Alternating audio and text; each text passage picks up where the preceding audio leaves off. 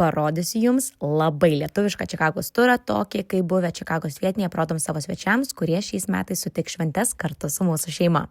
Pirmiausia, žinoma, mano mamos pusryčiai su varškės apkepu ir blyneliai su kumpiu ir sūriu. Sakyčiau, labai lietuviška pusryčių interpretacija.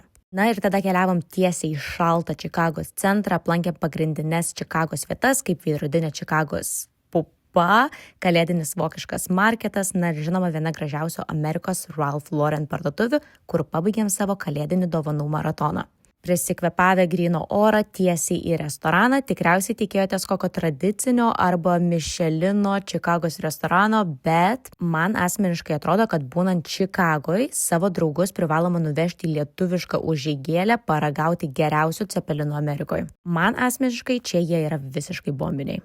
Priedo dar ir giros, keptos duonos, karbonado ir kitų lietuviškų skonių. Vakaro veikla besiruošiant šventėms lietuviškų kūčiukų gaminimas. Man tai yra viena mieliausių lietuviškų tradicijų ir labai džiaugiuosi, kad ir mūsų draugai dabar ne tik žinos kūčiukų skonį, bet ir žinos, kaip juos pasigaminti. Na ir kadangi dar gyvenam Los Andželo laiku, jau sutemu sėdom į automobilį su pasistiprinimu ir keliavom apžiūrėti Čikagos suburbsų kalėdinio dekoro. Jis visai kitoks nei Los Andžele, kaip jums rodžiau, bet labai jaukus ir stebuklingas. O kaip jūsų pasiruošimas šventėm? Lėkime ar ramybėje?